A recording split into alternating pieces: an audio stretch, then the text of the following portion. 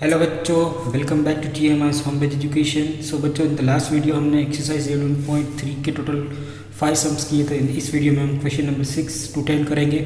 तो question number 6 बच्चों कुछ इस तरह से describe how the figures at the right are alike and how they different, which box is a larger surface area.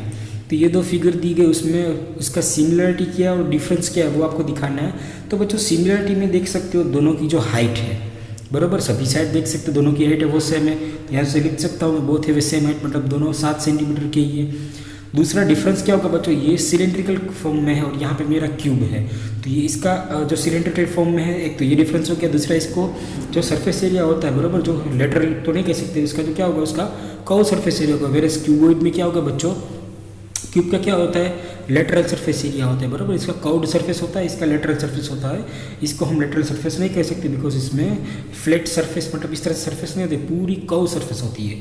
फिर बोला गया है which box has a larger surface area, तो इन दोनों बॉक्स में से किसका सरफेस एरिया ज़्यादा होगा ये हमें मुझे दिखाना है बच्चों। कोई बात नहीं, तो यहाँ से बच्चों क्या करेंगे, डायरेक्टली हम दोनों का lateral surface area find out कर लेते हैं। क्वेश्चन में बोला गया है describe the how much figure which box is a larger surface area, मतलब टोटल नहीं बोला गया, सरफेस एरिया बोला गया है। तो डायरेक्टली हम लिख देते हैं पहला जो ये, इसको मैं ए कह देता हूँ, इसको मैं बी कह देता हूँ। तो लेटरल सरफेस एरिया यहाँ पे A, lateral surface area of cylinder, कौन सी फॉर्मूला थी बच्चों, याद करो, 2πr/h। 2πr हमारी याद करो सिलेंड्रिकल की सरकमफरेंस राउंड शेप में था, है कुछ याद नहीं, और हम मल्टीप्लाई बाय हाइट, तो 2 इंटू पाई आपको दिया नहीं तो 22/7 ले लेंगे बच्चों। यहाँ से बच्चों आपकी जो डायमीटर दिया गया है ये टोटल 7 सेंटीमीटर, तो यहाँ से रेडियस क्या हो जाएगी, r = d/2, मतलब 7/2। तो यहाँ पे मैं लिख देता हूँ 7/2। हाइट भी बच्चों आपकी 7 है, तो यहाँ से 7 कट 2 कट, यहाँ पे आएगा 7, 22 इंटू 7, 7 2 14, कैरी 1, 7 2 14 प्लस 1 15, बराबर। तो आपका हो जाएगा 150 सेंटीमीटर स्क्वायर। वेरेस हम क्यूब का फाइंड आउट कर लेते हैं, lateral surface area of cube, lateral surface area of cube is equal to, बच्चों क्या होगा, lateral surface area bottom and top part नहीं है तो क्या हो जाएगा 4l², 4 इंटू 7 का स्क्वायर, इसका मतलब 4, 7 का स्क्वायर 49, 9 4 36, 3 कैरी, और 4 4 16 प्लस 3 मतलब 19, 196 सेंटीमीटर स्क्वायर। तो यहाँ पे दोनों के ऊपर दिख रहा है किसका एरिया ज़्यादा होगा, ऑब्वियसली जो यहाँ पे हमारा जो क्यूब है, बराबर, लेटरल सरफेस ऑफ क्यूब का एरिया ज़्यादा होगा।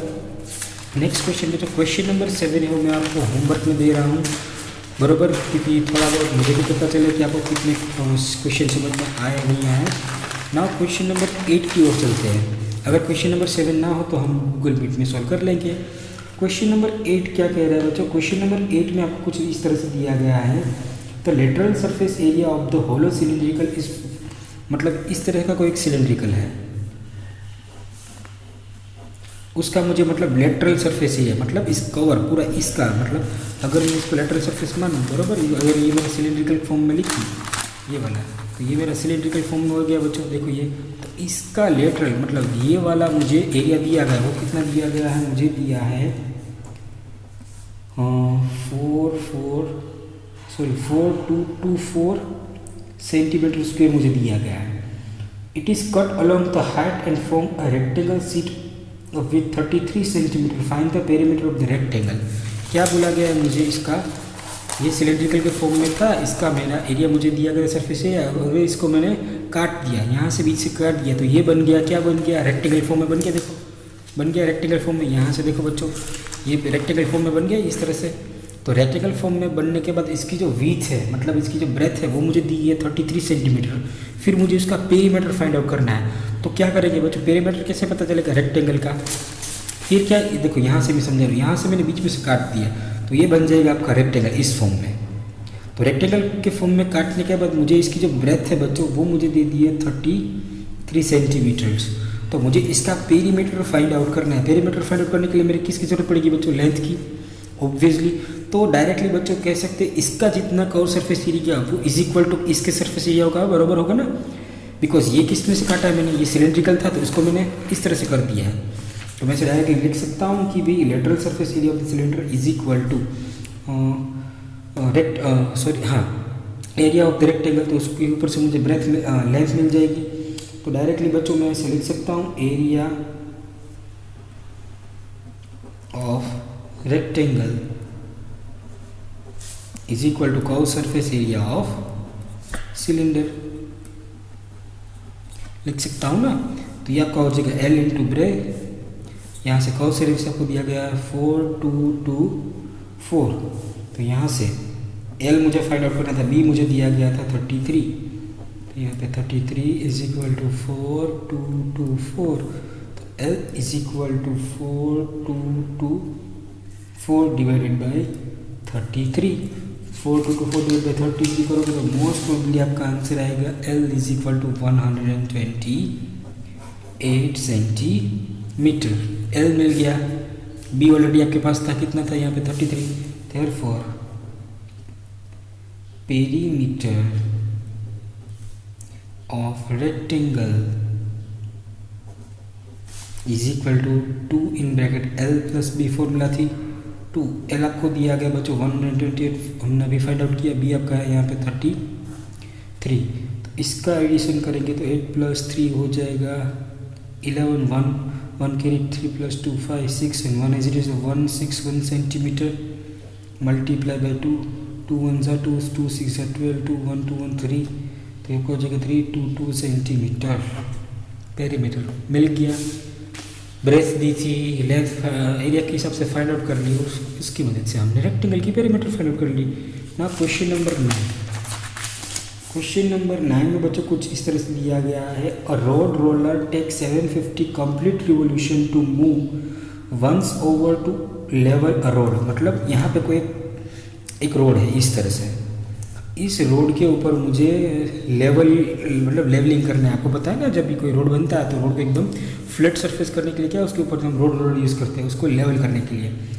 तो रोड रोलर है बच्चों वो 70-50 रिवोल्यूशन, मतलब इस तरह से एक बार यहाँ से घुमा, टोटल कितनी बार घूम रहा है ऐसे, टोटल 750 बार घूम रहा है। कितनी बार? 750 बार।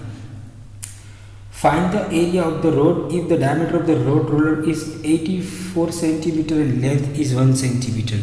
तो मतलब ये जो रोड रोलर बच्चों होगा, रोड रोलर का आगे की साइड इस तरह से होती है, यहाँ पे आपको पता है रोड रोलर में इस तरह से, इसका मतलब कौन से फॉर्म में होगा? सिलेंड्रिकल के फॉर्म में। तो सिलेंड्रिकल के फॉर्म में होगा बच्चों, तो उसका मुझे डायमीटर दिया गया 84 और उसकी जो लेंथ है बच्चों, लेंथ कितनी दी गई? 1 मीटर। लेंथ कितनी दी गई बच्चों? मुझे 1 मीटर और ये मुझे सेंटीमीटर में दिया गया। खास याद रखना ये 1 मीटर दे दिया गया। कितना दिया है? 1 मीटर।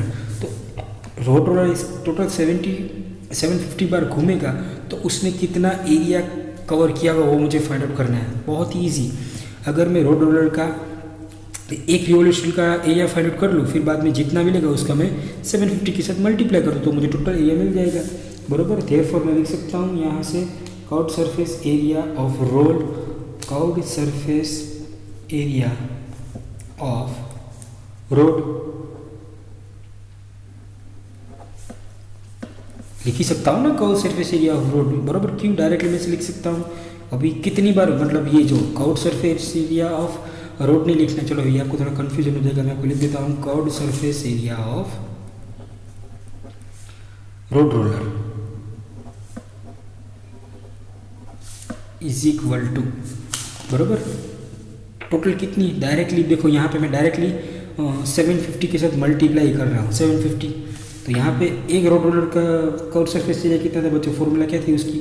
बिकॉज ये यही आएगा ना, ये टॉप एंड बॉटम तो नहीं आएगा, इसका सिर्फ लेटरल सरफेस ही आएगी। लेटरल सरफेस की फॉर्मूला क्या थी? 2πRH। और हमें कितने रिवोल्यूशन की बात करनी है? 750। तो मल्टीप्लाई बाई 750 2, तो 2 multiply by 22/7 multiply by R।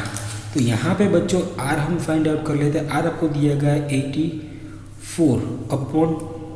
क्यों 84/2? बिकॉज यहाँ पे ये तो डायमीटर दिया गया, तो रेडियस क्या हो जाएगी बच्चों? 84/2, तो 84/2 मतलब ये आपका हो जाएगा 42, हो जाएगा ना 42।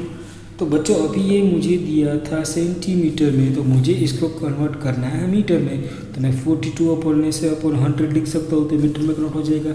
फर्दर इससे अगर आपको रिड्यूस करना है नहीं करना है तो भी कोई प्रॉब्लम नहीं है, डायरेक्टली देख देते। चलो आर कितना मिल गया मुझे 42/100, और एच कितना था मेरे पास 1 मल्टीप्लाई बाई 750, यहाँ से 0 कट, 7 6 42, यहाँ से 2 5 10, और यहाँ से 15 5, तो बचा क्या बच्चों 6, यहाँ से 22 मल्टीप्लाई बाई 6 मल्टीप्लाई बाई 15, 15 6 कितना होगा बच्चों 90, और यहाँ से एक्जिट 9 2 18, 1 के मीटर 1980 मीटर स्क्वेयर। इसका मतलब अगर मेरा जो रोड रोलर है वो 750 बार से मूव करेगा तो कितना एरिया कवर करेगा बच्चों 1980 मीटर स्क्वेयर का एरिया वो कवर